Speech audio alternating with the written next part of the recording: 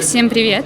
Сегодня мы находимся на конференции Crypto Games. Здесь очень много интересных проектов и еще больше интересных ребят.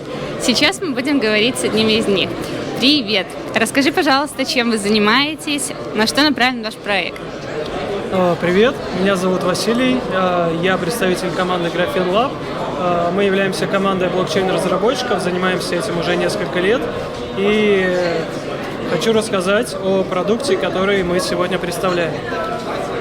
Изначально мы решили реализовать такой кейс. Это децентрализованный покер на блокчейне, полностью реализованный на смарт-контрактах. И, в принципе, нам это удалось. Мы реализовали его на основе EOS. Но когда мы его реализовали, мы поняли, что мы можем сделать нечто большее, не просто покер-рум на блокчейне, а мы можем реализовать на базе нашего решения целую децентрализованную экосистему, которая работает на базе публичного протокола и позволяет объединить всех игроков индустрии карточных игр в едином протоколе. Расскажите, пожалуйста, почему именно EOS? Да? Рассматривали ли вы другие блокчейн-платформы и почему остановились на нем?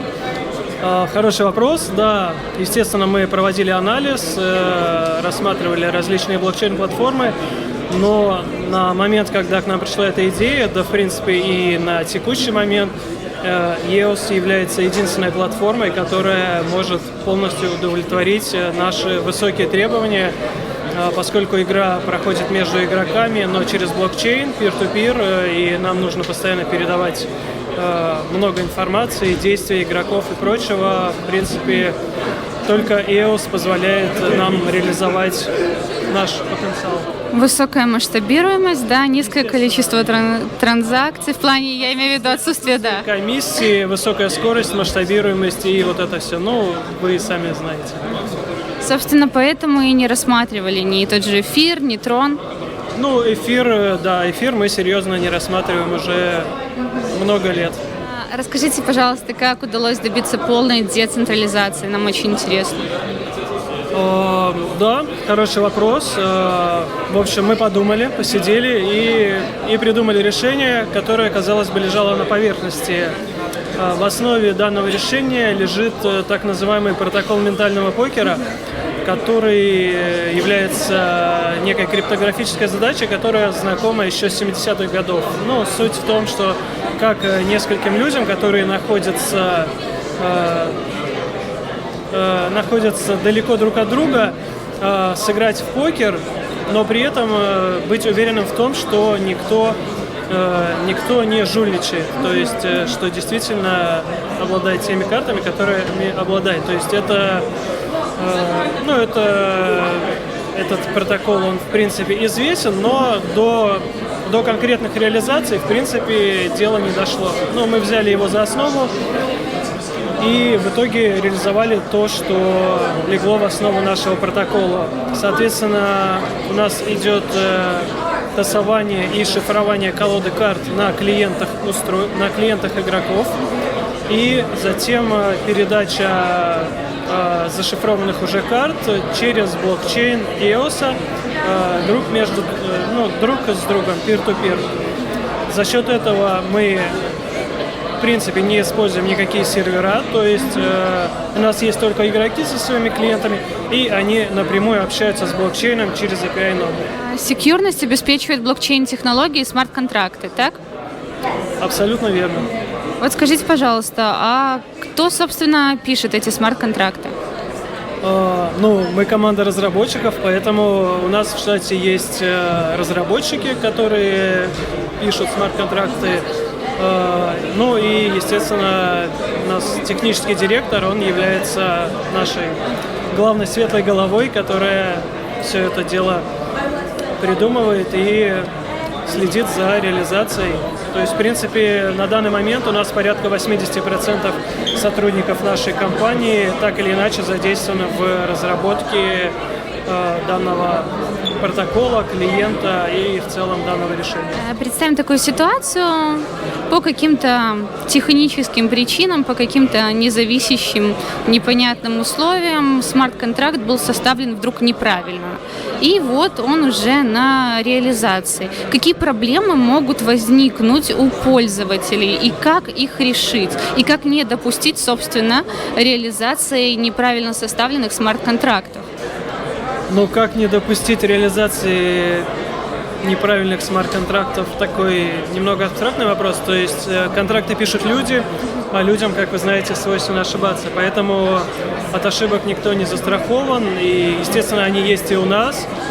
И даже на продакшн бывает попадают ошибки. Впрочем, сейчас мы находимся на стадии беты. У нас есть и внутренняя команда QA-инженеров, и внешнее, так сказать, сообщество, которое тестирует все это. Те ошибки, которые мы находим, мы, естественно, своевременно исправляем. Также у нас предусмотрено баг-баунти за критические уязвимости, которые могут привести к потере средств пользователей. Если что, со всем этим можно ознакомиться на нашем сайте. Но в целом, по поводу смарт-контракта, даже если он прошел аудит и прочее, он open source, это не гарантирует отсутствие ошибок. Но вместе с тем, естественно, в данный момент наш контракт еще не публичен, поскольку мы находимся еще на ранней стадии развития. В будущем планируется открыть исходный код.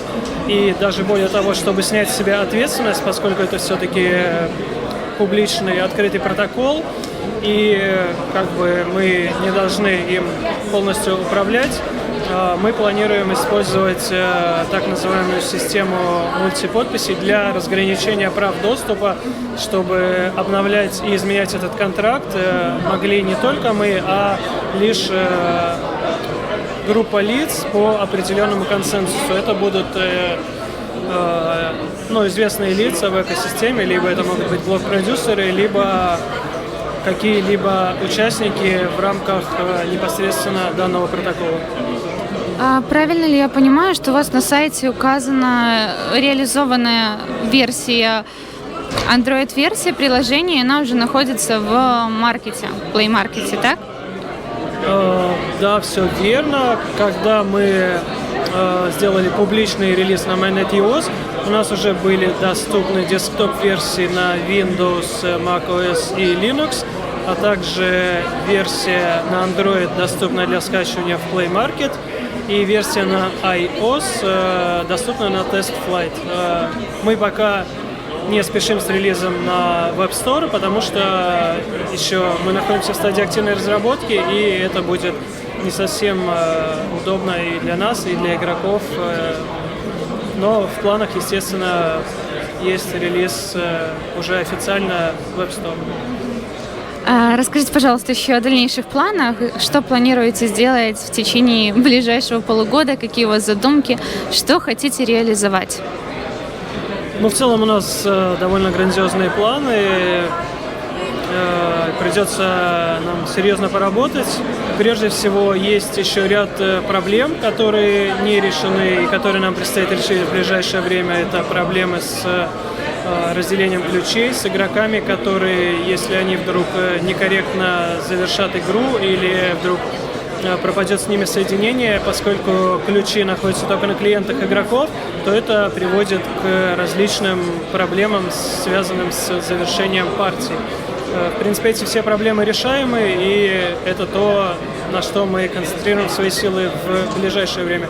А в целом, опять же, в будущем нам нужно добиться большей стабильности, повысить скорость игры, поскольку даже несмотря на то, что мы работаем на самом быстром публичном блокчейне в мире, все равно для большого числа игроков тасование и передача ключей занимает определенное время, которое несравнимо больше, чем время для игры в обычном онлайн-покере. Но все эти вопросы решаемы, мы знаем, как их решать, и будем этим заниматься. Хорошо, спасибо. Было очень приятно с вами пообщаться. Ребята клевые.